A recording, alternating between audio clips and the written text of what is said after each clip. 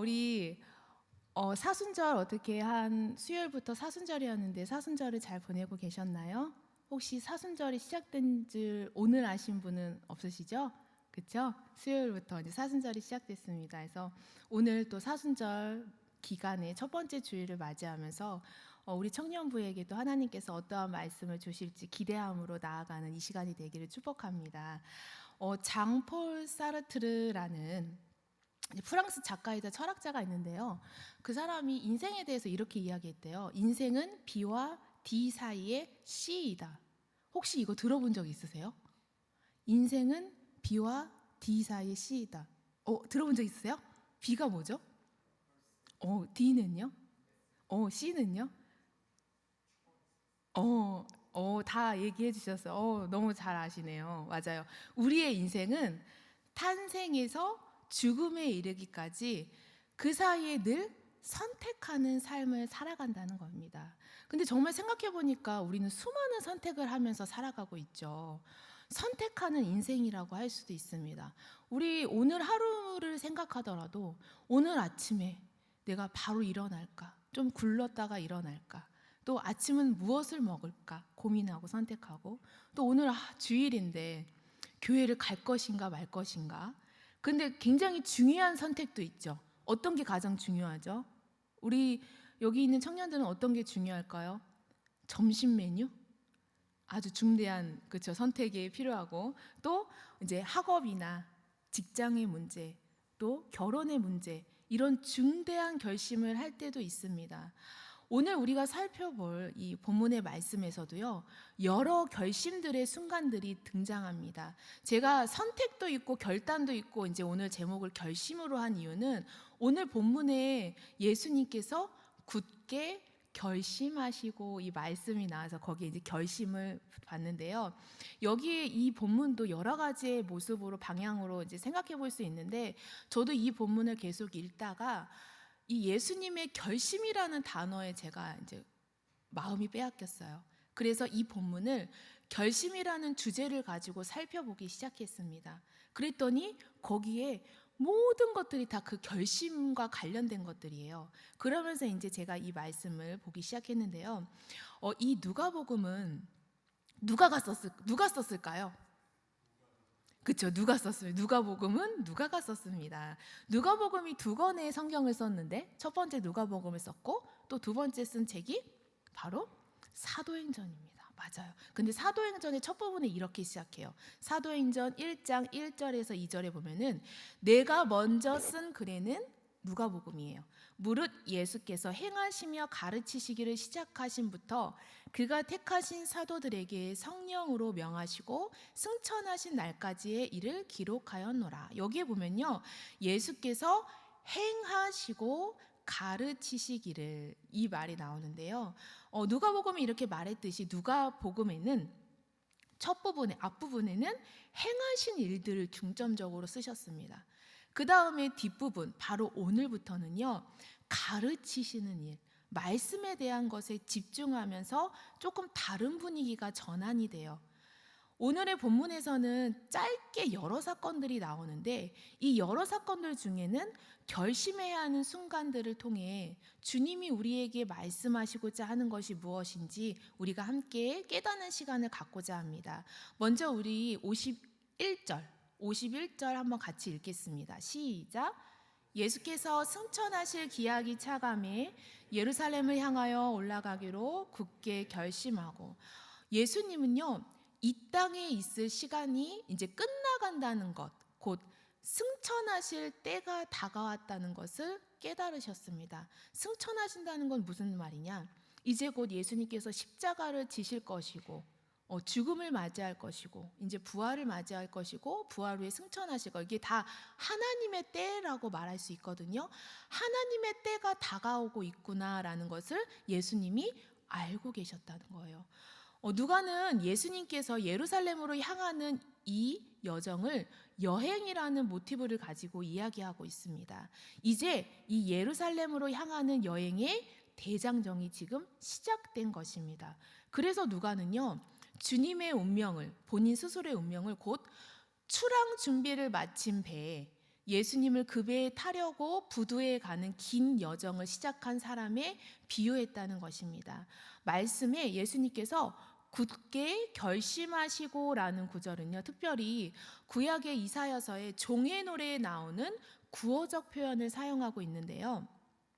이사야서 우리 50장 7절에 이 종의 노래에는 이스라엘 백성을 구속하기 위해서 말로 다할 수 없는 박해를 감내하시는 종 대신 그 예수님의 모습을 표현하고 있는데, 어떻게 표현하고 있냐면요, 주 여호와께서 나를 도우심으로 내가 부끄러워하지 아니하고 내 얼굴을 부싯돌같이 굳게 하였으므로 내가 수치를 당하지 아니할 줄 아노라. 이사야가 하나님께서 나를 도우심으로 자신의 얼굴을 뭐처럼 굳게 세웠다고 말씀하셨어요? 아까 뭐였죠? 부싯돌.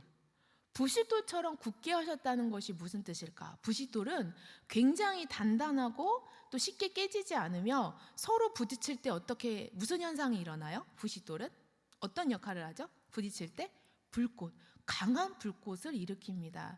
이는 확고한 결단과 불굴의 신앙을 의미해요. 메시지 성경에서 누가복음 9장 51절, 이 예수님의 결심을 어떻게 이야기하고 있냐면요, 승천하실 때가 가까워오자 예수께서 마음을 단단히 먹고 용기를 내어 예루살렘을 향해 길을 떠나셨다. 예수님이라면 그냥 때가 됐으니 이제 가야지 순순히 가실 것 같았는데 어떤 표현들이 나와요? 예수님께서 예루살렘 자신의 죽음을 맞이하러 가는 길을 어떻게 하고 가셨어요? 마음을 단단히 먹고 용기를 내며 가는 그 길이었어요. 예루살렘을 향하는 길, 이 길은요, 예수님도 결코 쉬운 길이 아니셨습니다. 예수님도 참 하나님이시지만 이 땅에 오실 때에는 철저한 참 인간으로 오셨기 때문에 우리와 똑같은 두려움과 걱정, 고통을 겪으시는 그런 것들을 다 감내하시는 예수님이셨기 때문에 예수님 또한 그 길을 떠난다는 것은 결코 쉬운 결심이 아니었습니다. 그러나 예수님께서는요, 하나님께서 이사야서에서 부싯돌과 같이 흔들리지 않는 단단한 믿음을 주셨던 것처럼 쉽지 않은 결정의 순간에 이사야를 도우신 하나님께서 예수님께서도 이런 굳은 결심과 믿음으로 걸어갈 수 있게끔 하나님께서 도와주셨다는 것입니다. 예수님께도 이사야의 말씀처럼 십자가의 길을 가실 때 얼굴을 부싯돌같이 하셨습니다. 여기에 있는 우리 청년들 3월이 되면서 이제 새학기 되며 또 대학에 간 친구들도 있고 각자 새로운 여정이 시작됐어요. 다시 공부를 시작하는 사람들도 있을 것이고 또 새로운 직장에 가신 분들도 있고 아니면 잠시 그 새로운 도전을 위해 지금 준비하는 과정 가운데 있을 텐데, 주님이 준비해 놓으신 길이라면 하나님께서 여러분에게도 부싯돌과 같은 믿음을 허락해 주실 줄을 믿습니다. 그래서 주님께서 가신 길만 따라가면 하나님이 그 길을 그 믿음을 주신다는 걸 우리 모두 기억했으면 좋겠어요. 자, 이렇게 이 예수님의 여정이 시작되었습니다. 예수님은 예루살렘으로 향하여 떠나셨습니다. 예수님은 그 여정에 나서기로 결심하셨을 뿐만 아니라 세상으로부터 예수님의 입은 닫고 귀는 막고 눈은 감고 오직 자신이 가야 하는 그 사명, 하나님이 맡기신 그 때에 따라서 자신이 감당해야만 하는 그 십자가와 부활에만 시선을 고정하고 전진하셨습니다. 자, 그렇게 떠날 때 이제 52절에 예수님께서 제자들에게 얘들아 사마리아에 가서 이제 우리가 묵을 준비를 좀 하여라 이렇게 말씀하셨어요. 예수님은 갈릴리에서 예루살렘으로 이동하실 때 이 사마리아라는 곳에 가야만 했어요. 혹시 제가 드린 그림을 볼 수 있나요? 여기에 보면은 분홍 색깔 맨 위에 갈릴리라고 보이시죠? 거기에서 노란색 중간에 예루살렘이라는 거 혹시 찾으셨나요? 노란색 찾으셨어요? 예, 거기에 예루살렘이 있는데 그 위에 빨간 글씨로 사마리아라고 써 있죠. 전혀 모르겠어요? 사마리아 못 찾았어요? 자, 갈릴리가 있고 갈릴리까지는 찾았죠. 갈릴리에서 그냥 내려오면 사마리아 빨간 글씨가 보이죠? 사마리아에서 유대 빨간 글씨가 보여요.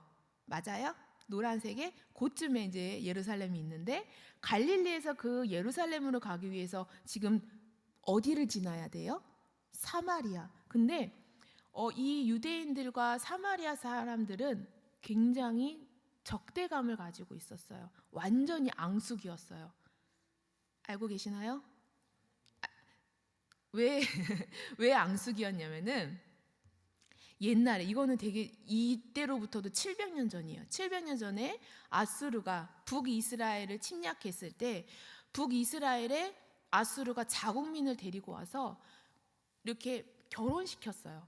그러니까 원래 유대인들은 자기들만의 그 정결한 순결한 민족 의식을 갖고 있었는데, 아수르 민족과 혼혈 민족이 되면서 순수한 혈통을 잃어버렸습니다. 혼혈 민족이 되면서 남유다에서는 굉장히 그걸 경멸히 여겼어요. 아니, 이게 순수한 우리의 혈통, 하나님의 선택된 민족으로서 우리가 이렇게 딱 있어야 되는데 어떻게 저렇게 혼혈이 될 수 있지? 다른 이방인 신을 섬기는 저런 민족들하고. 그때부터 이둘의 사이가 안 좋다가 지금 700년이 지난 예수님의 시대에까지도 둘은 굉장히 앙숙이었어요. 그래서 이 갈릴리에서 예루살렘으로 가는 길에 사마리아를 지나가야 함에도 불구하고 사마리아인들은 절대로 유대인을 들어오지 못하게 하고, 유대인들은 그 땅을 밟는 것조차 싫어했던 거예요. 그러니까 어떻게 가야 돼요? 연두색 쪽으로 넘어가요. 연두색 쪽으로 요단강을 건너서, 그 다음에 뭐 보라색 쪽으로 내려오겠죠. 그 다음에 다시 강을 건너서 예루살렘으로 오는, 이런 되게 복잡하고 비효율적인 길을 가게 된 것입니다. 이렇게 적대감을 가지고 있고 유대인과 사마리아는 완전히 쳐다도 보지 않는 사이에서 예수님은 뭐라고 말씀하세요? 예루살렘에 가는 길에 사마리아를 지나가자, 제자들에게 말하는 거예요. 근데 그 사마리아를 지나간다는, 예수님이 지나가겠다고 한 소식을 사마리아 사람들도 들었습니다. 그래서 사마리아 사람들이 우리 52절에 보면, 53절에 보면은 어떻게 반응하고 있죠? 53절에 한번 성경을 보면 어떻게 반응하고 있어요? 예수님이 오신데 환영합니다 이러나요? 아니죠. 예수님께서 지나간다는 소식을 듣고 사마리아인들은 그를 영접하기를 거부하였습니다. 예수님을 받아들이지 않기로 사마리아인들은 결심하였습니다. 예수님은 사실 유대인과 적대감을 가진 그 사마리아인과 화평해지기를 원하셨어요. 예수님께서는 에베소서의 말씀처럼 모든 담을 허무시고 모두 화평되게 하시기 위해서 이 땅에 오셨기 때문에 이렇게 유대인과 적대감을 가진 사마리아가도 화합하고 화평하고 하나가 되길 원하셨지만, 지금 이 순간 사마리아는 어떤 선택을 했나요? 예수님의 손을 잡는 게 아니라 거부하는 선택을 결심하였습니다. 이 이야기를 들은 제자 야고보와 요한, 우리 54, 55, 56절에 보면요, 흥분해요. 요한과 야고보가 굉장히 흥분하고 분노합니다. 요한과 야고보가 보인 이 반응을 보면은 이들의 별명이 뭐냐면요, 우레의 아들이거든요. 우레, 막 번개치듯이. 왜 이러한 별명을 가지게 됐는지 알 것 같아요. 예수님을 받아들이지 않은 사마리아인들을 향해서요, 제자들은 분노하며 말했어요. 주님, 하늘에서 불이 내려와 그들을 태워버리라고 우리가 명령하면 어떻겠습니까? 믿음이 굉장히 대단하죠. 본인들이 명령하면 막 불이 내려올 것처럼. 마치 열왕기하 1장에 보면요, 엘리야가 자신을 조롱하는 악한 사람들에게 하늘에서 불이 내리게 한 것을 떠올리며 얘기했을 수도 있어요. 또 제자들은요, 주님을 향한 굉장히 큰 충성심과 사랑, 어떻게 보면 이제 헛된 사랑인데, 9장 1절에 보면요, 예수님께서 12제자들에게 모든 귀신을 제어하고 내쫓고 병 고치는 능력과 권위를 주셨기 때문에 아마 자신들에게 이러한 믿음과 능력이 있지 않았겠나라고 생각했을 수도 있을 것 같아요. 그러나 이러한 제자의 말을 들은 예수님께서는요, 요한과 야고보를 꾸짖으셨습니다. 요한과 야고보에게 내가 왜 이 땅에 왔는지 너희는 알지 못하니? 내가 그들도 사랑하고 그들도 구원하기 위해 내가 이 땅에 왔는데 그렇게 화를 내면 안 되지라고 하시며 아마 꾸짖으셨을 것 같아요. 어찌됐든 지금 사마리아인들은 예수님의 그 사랑과 자비를 받아들일 자세가 준비되어 있지 않았습니다. 그래서 사마리아인들은 예수님을 거부하기로 결심한 것입니다. 자, 이제 새로운 사람이 등장합니다. 57절에 보면요, 길을 가는데 어떤 사람이 다가와서 예수님께 말합니다. 나는 선생님이 가시는 곳이면 어디든 따라가겠습니다. 우선 이 사람은 자신의 결심을 예수님께 고백부터 하고 보죠. 이 사람은 예수님이 가시는 곳이라면 어느 곳이든지 따라갈 준비가 돼 있다고 이렇게 결심해야 했어요. 근데 이 사람이 과연 예수님이 지금 어떤 길을 가고 있는지 알고 말한 걸까요? 예수님은 지금 어디로 향하고 계셨죠? 지역명이 어디였어요? 예루살렘. 예루살렘이 상징하는 건 뭐였어요? 십자가예요. 고난의 길인데 그 끝은 십자가의 죽음이라는 것을 알지 못한 채 우선 이는 막 성급하게 저 주님 따라갈게요 라고 막 고백한 거예요. 근데 이 고백을 들은, 이 결심을 들은 예수님은 이렇게 말씀하십니다. 여우도 굴이 있고 하늘에 나는 새도 보금자리가 있나니 인자는 머리 둘 곳이 없다. 저는 이 예수님의 대답이 굉장히 엉뚱하다는 생각이 들었어요. 저 주님 따를게요 했더니 인자는 머리 둘 곳이 없다. 갑자기 이게 무슨 뜻일까? 예수님은 예수님을 따르겠다고 이렇게 고백한 이 제자의 길을 결심한 이에게 진정한 제자의 도에 대해서 이제 이야기하신 거예요. 마태복음 8장에 보면요, 이 사람이 서기관이라는 것을 말해주고 있어요. 서기관이 어떤 사람이죠? 굉장히 율법에 능통한 사람이었습니다. 이 당시에 대부분의 서기관들은 예수님에 대해서 굉장히 적대적이었지만 적어도 오늘 이 본문에 등장한 이 사마리아인은 예수님의 권위를 확실하게 인정하고 또 그의 제자가 되기로 결심한 어찌 보면 신실한 자이기도 한 것 같아요. 아마도 이 사람이 서기관이었기 때문에 하나님의 말씀, 율법에 능통한 자였기 때문에 거침없이 예수님을 따르는 제자가 되는 대가에 대해 예수님께서는 또 거침없이 말씀해 주신 것 같아요. 야, 너 나를 따른다는 게 뭔지 알아? 주님을 따른다는 이 제자의 길이 어떠한 길인지 알고 말하는 거니? 아마 이렇게 말씀하시는 것 같아요. 주님의 제자들과 또 그 제자 지망생들은 주님의 생각과는 사뭇 다른 기대를 가지고 자신의 메시아 구원자를 찾아왔습니다. 그들은요, 이 땅에 하나님의 나라를 재건하고 눈에 보이는 하나님의 나라예요. 그리고 이들을 다스렸던 로마의 포악하고 가혹한 정치 속에서 그들을 해방시켜줄 정치적, 경제적, 사회적으로 우리를 구원시켜줄 이 땅에 눈에 보이는 그 왕으로 오실 것이라고 생각했던 것 같습니다. 따져보면요, 모두 자신들을 위한 구원의 왕을 기대한 거예요. 그러나 이러한 기대들을 가지고 주님을 따르기로 결심한 자에게 예수님은요, 전혀 다른 대답을 해주셨죠. 뭐라고 대답해 주셨어요? 58절에 여우도 굴이 있고 공중에 새도 집이 있으되 인자는 머리 둘 곳이 없다 하시고, 이 말이 무슨 말이냐면 예수님은요, 세속적 의미에서 최소한의 어떤 혜택도 약속하지 않은 거예요. 이 땅에서 누릴 수 있는 축복을 말씀해 주시는 게 아니라는 거예요. 그저 그분의 목적을 추구하는데 전적으로 희생할 것을 요구하셨습니다. 그분은 세상의 가치를 볼 때 굉장히 가난하셨기 때문에 그들에게 경제적인 것들로 권력이나 그런 것들로 보장해 줄 수 있는 것이 아무것도 없으셨습니다. 그러나 주님의 참된 가치를 볼 수 있는 사람은 그분의 길을 따라가는데 계속 결심할 수 있을 것입니다. 그리고 그 결심은 결심에서 끝나는 것이 아니라 직접 행동으로 실행되었을 것입니다. 자, 그러면 예수님으로부터 이 전적인 희생을 요구받은 이 사람, 자신의 믿음을 고백했던 이 사람은 어떻게 결론이 났을까요? 예수님께 고백했던 대로 그 결심을 행동했을까요? 아니면 그 결심과는 반대되는 길로 가고 말았을까요? 여러분은 어떻게 생각하세요? 성경은 답은 말해주고 있지 않아요. 그러나 성경이 우리에게 묻고 있습니다. 여우도 굴이 있고 공중의 새도 집이 있으나 인자는 머리 둘 곳이 없다. 이 세상에는 머리 둘 곳이 없다. 예수님의 길은 세상적인 안정감, 조금은 사치스럽게 누리는 그 삶, 어쩌면 모두가 당연하게 누리는 그 평범한 삶까지도 버릴 줄 아는 주님을 향한 전적인 희생, 여러분들은 감당하실 수 있겠습니까? 이 질문에 우리는 또 각자 나는 어떻게 대답할 수 있겠습니까? 여기 있는 우리 청년들 어떻게 결심하시겠나요?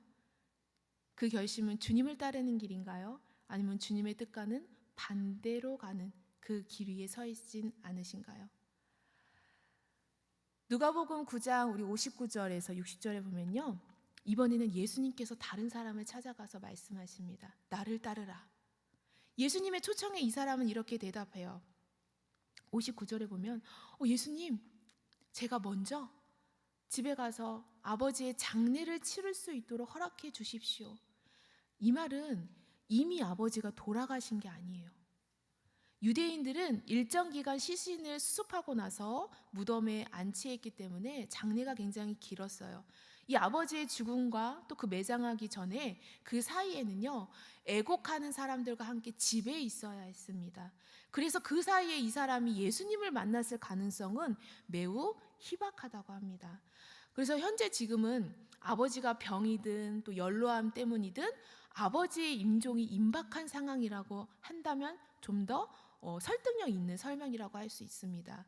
내 아버지를 장사하게라는 구절은요, 예수님, 내 아버지가 이제 곧 돌아가실 수 있는데 그때까지 제가 열심히 돌보고 격식 있게 아주 보기 좋게 장례를 치르고 나서 또 형제들과 함께 재산을 잘 분할하고 이렇게 오겠다라고 말하고 있는 겁니다.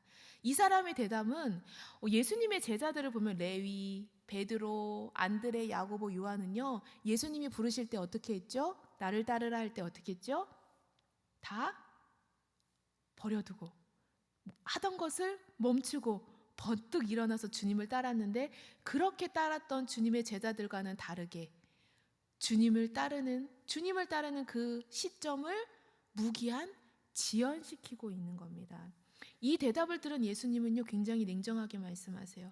죽은 사람들을 장사하는 일은 죽은 사람들에게 맡겨두고 너는 가서 하나님 나라를 전파하여라. 제가 찾아보니 여러 글을 보니까 이 말을 굉장히 무섭게 막 해석하셨더라고요. 우리는 우리의 형제나 우리의 부모의 장례도 다 뒤로 하고 주님의 일에 막 앞장서야 한다, 막 이렇게 무섭게 했던데, 우리 주님께서는 가족들을 다 버리라고 말씀하신 건 아니고요. 여기서 죽은 자는요, 아람어로 죽어가는 자를 의미합니다. 예수님께서는요, 죽은 자는 죽어가는 자를 통해서 장례 치르도록 하여라 라고 이렇게 말씀하시는 거예요. 여기서 이 죽어가는 자는 영적으로 죽어가는 자들, 즉 주님의 부르심에, 헌신에 대한 부르심에 응답하지 않은 자들인 것입니다. 주님을 따르지 않고 하나님 나라에서 요구하는 그 헌신보다 세상 속에 관심을 더 주는 자들을 걸어다니는 죽은 자들과 다를 바가 없다고 이제 표현하신 겁니다. 또 에베소서 2장에 보면은 영적으로 죽은 자들을 허물과 죄로 죽었던 사람들 이렇게 표현하는데요, 그 사람들을 이렇게 말씀하고 있어요. 2절에서 3절 보면은 세상 풍조를 따르고 공중의 권세 잡은 통치자 곧 지금의 불순종의 자식들 가운데서 작용하는 영을 따라 살았습니다. 그들 가운데에서 육신의 정욕대로 살고 육신과 마음이 원하는 대로 행했으며 진노의 자식이었습니다 라고 하면서 영적으로 죽은 자들을 이렇게 설명하고 있어요. 예수님은 이 사람에게 이제 두 가지 말씀을 하시면서 이제 선택하라고 말씀하시는 거예요. 첫 번째, 죽은 사람들을 장사하는 일은 죽은 사람들에게 맡겨두라. 두 번째는 너는 가서 하나님 나라를 전파하여라. 쉽게 말해서 영적으로 죽어가는 자들처럼 살 것이냐, 주님의 제자로 하나님의 나라를 선포하는 자로 살 것이냐, 이렇게 두 가지를 말씀하신 거예요. 좀 전에 언급했던 에베소서의 표현을 빌어서 간단히 이야기하면 이렇게 말하는 거예요. 너 사망의 길을 갈 것이냐, 생명의 길로 갈 것이냐, 이제 너는 결심하여라. 이렇게 살펴보니까 우리 예수님을 따라간다는 것은, 그 길에 같이 선다는 것은 둘 중에 하나예요. 내가 사망의 길에 가느냐, 생명의 길로 가느냐. 예레미야 21장 8절에서도 하나님께서는 이 두 가지의 길을 백성에게 말씀하셨습니다. 혹시 있나요? 우리 함께 읽겠습니다. 시작.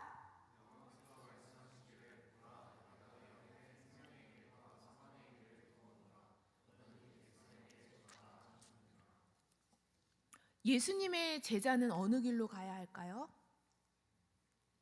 그렇죠.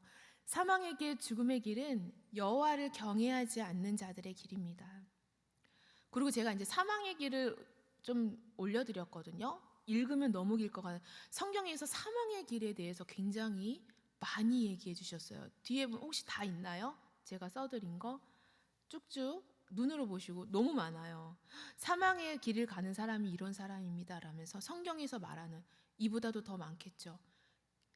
이렇게 당당히 열매를 맺는 이것이 바로 사망의 길이고요. 생명의 길, 복된 길은 하나님이 주신 계명들을 제대로 깨닫는 것입니다. 생명의 길은 하나님과 이웃을 사랑하는 것, 예수님의 말씀하신 사랑을 제대로 묵상하고 사랑을 행하며 성령으로 살아가는 길이 바로 생명의 길입니다. 본문으로 돌아와서 이 사람은 예수님이 말씀하신 이 제자의 길을 가기로 바로 결심하였을까요? 성경에서도 이 사람의 결심이 무엇인지는 우리에게 알려주고 있지 않아요. 그러나 처음 예수님께서 먼저 너 나를 따르라 이렇게 초청했을 때 네 라고 바로 순종하지 않았던 것으로 보아서 그의 결과도 별로 희망적이지는 않은 것 같습니다.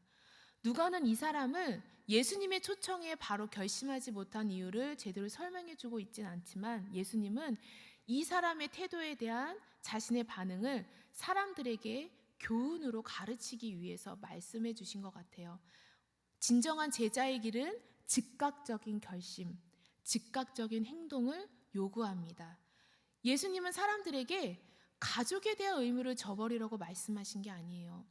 아마 이 사람이 그리스도를 따르는 것이 선뜻 내키지 않아서 다른 핑계를 대고 있다는 것을 예수님께서 알고 계셨던 것 같습니다. 그래서 이 당시에 굉장히 중요하게 여기는 아버지라는 그 핑계를 삼아서 예수님께 핑계를 댄 것 같아요.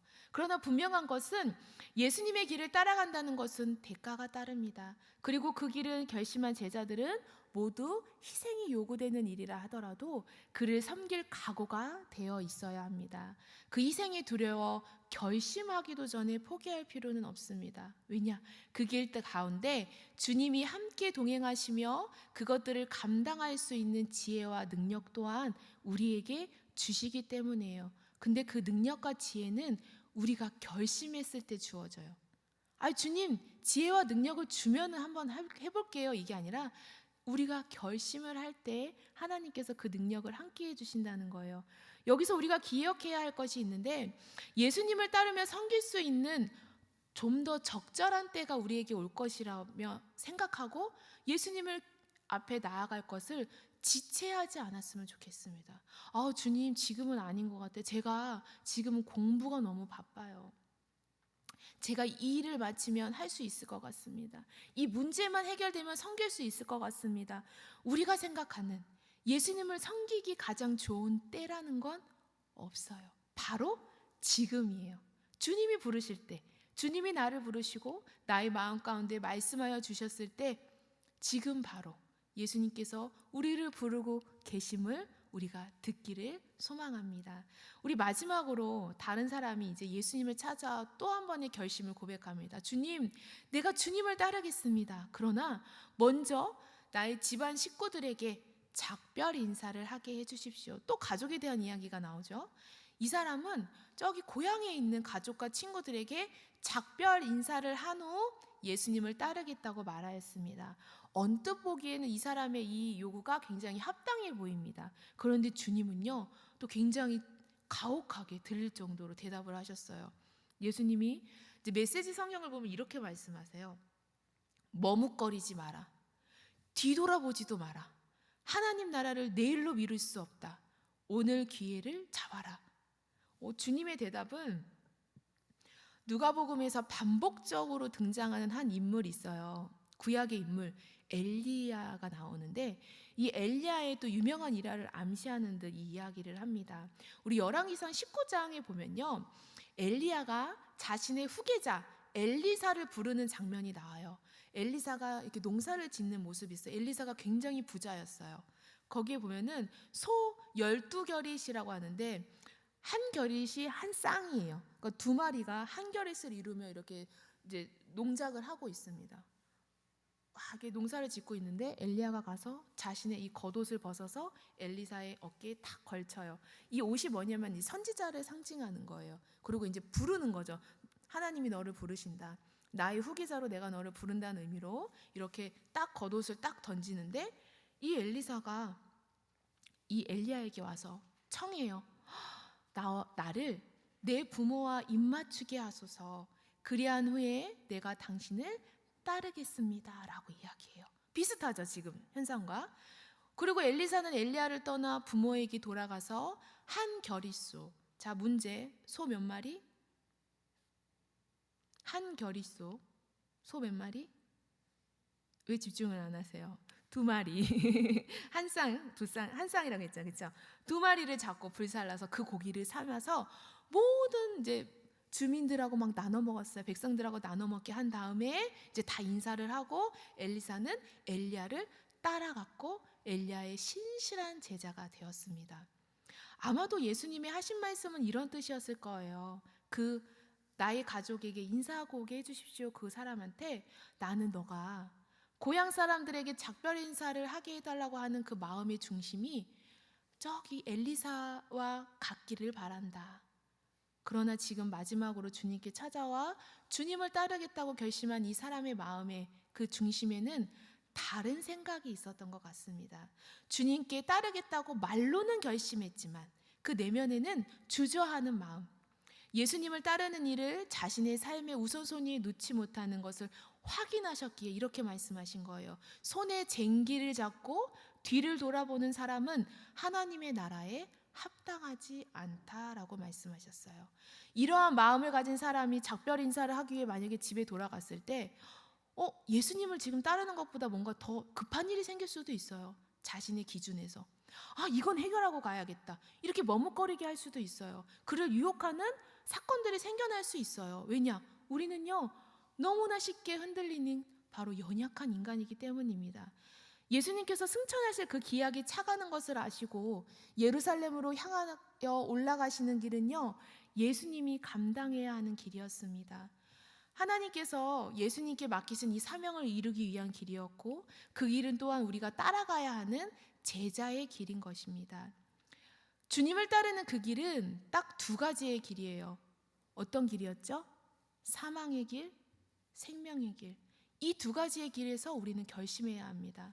예수님께서 이 예루살렘으로 향하는 그 길, 십자가의 죽음과 부활의 길을 굳게 결심하시고 걸어가신 것처럼 이 예수님이 가시는 이 길, 이 생명의 길로 따라가기로 우리도 굳은 결심을 해야 합니다. 여러분은 이 사망의 길과 생명의 길 중에 어떤 길을 선택하신 건가요? 성경을 보면은 예수님께서 참 많은 사람들을 부르세요. 그리고 그 부르심에는 늘 결단이 따랐고 주님을 따라갔던 주님의 사람들이 있었습니다. 우리들은 필연적으로 하나님의 부르심 앞에 주님의 길을 결심하고 걸어간다면 우리의 삶의 방향이 바뀌게 되어 있습니다. 사망의 길이 아닌 생명의 길을 결단하고 가는 사람들은 하나님의 말씀과 계명을 깨닫고 살아가는 우리들에게 과연 어떤 삶의 변화가 있어야 할까요? 우리 2월 큐티 본문 중에 우리 교사들은 지지난주 말씀에 세리마태가 등장했는데요. 예수님께서 그 세리마태를 부르셨을 때 그 세리마태가 어떻게 반응했죠? 자신의 모든 것을 내려놓고 예수님 만나기 전에 이 세리에게는요 자신이 얼마나 많은 것을 가졌는가 이 소유에 대한 관심과 욕심이 있었던 사람이었습니다. 그러나 주님의 부르심을 듣고 나니 그 즉각 자신이 가진 소유에 대한 관심보다 이제 내가 어떤 존재로 살아가야 할 것인가에 대한 생각을 갖기 시작했습니다. 이렇게 생명의 길에 선다는 것, 그것은 내가 이제부터 어떠한 존재로 살아갈 것인가 결심하는 시간입니다. 하나님은 우리로 하여금 생명의 길로 가도록 우리에게 새 영을 불어넣어 주시고 새 마음을 약속해 주셨습니다.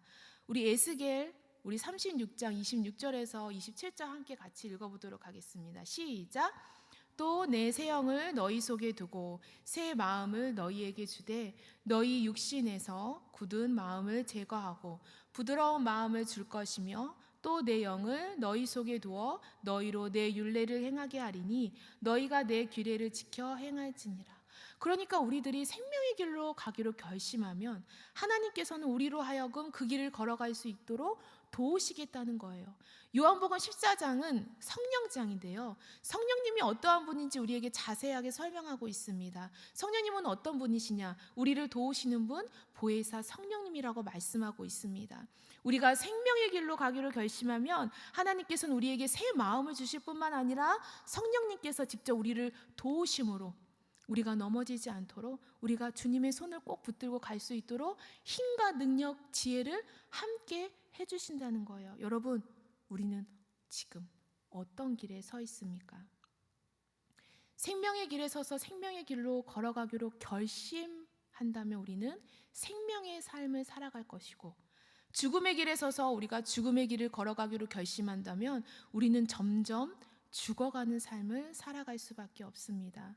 오늘 우리의 삶의 열매는 우리가 결심한 것들에 대한 결과물입니다. 어떠신가요? 내가 지금 생명의 열매를 맺고 계시나요? 아니면 사망의 열매를 맺고 계시나요? 보헤미라는 사람이 이렇게 이야기했어요. 그대가 결정을 내리면 그 다음엔 결정이 돌아와 그대를 만들 것이요.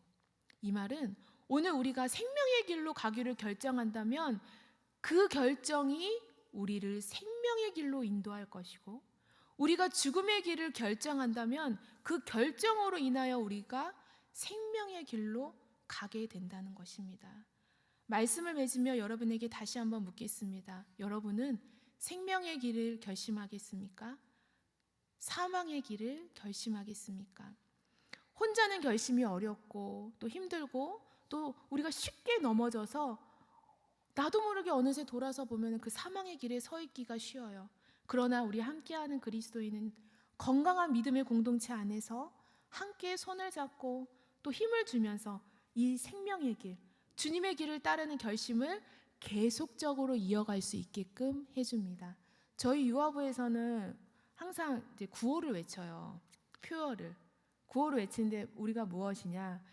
주님과 함께 하는 이에요. 이게 뭘 것 같아요? 손을 잡아요. 그러면 이제 유아부 친구들이 다 이렇게 손을 잡고 함께하는 그리스도는 이렇게 하는데 이제 상징적으로 보여주는 거죠. 나 혼자는 힘들지만 우리 유아부 친구들도 그래요. 너무 부끄러워서 손을 못 들어요. 이게 안 되는 거예요. 이게 그리스도인 이게 안 돼요. 근데 같이 손을 잡으면 어떻게 해요? 옆 친구가 드니까 같이 들리는 거예요. 옆에 있는 지체들을 한번 바라보세요. 우리의 지체들도 그렇습니다. 나 혼자서는 힘든데요. 나 혼자서는 결단하는 것도 어렵고 그 결단을 행동으로 옮기는 것도 너무 힘들지만 하나님께서 우리에게 공동체를 주신 이유는 함께 하기 위해서요. 서로 힘을 주고 서로 바라보며 용기를 주고 가끔 또 넘어져서 슬퍼할 때도 있지만 함께 보며 웃으며 다시 힘을 낼 수 있는 이 공동체를 허락하심으로 우리가 다 함께 생명의 길을 가고 우리가 다 함께 이 믿음의 여정에서 꼭 승리하며 우리 모두가 다 하나님 나라에 함께 들어가는 너무 귀한 우리 다북 공동체 모두가 되기를 주님의 이름으로 축복합니다. 우리가 잠시 말씀을 기억하며 기도하며 나아가겠습니다.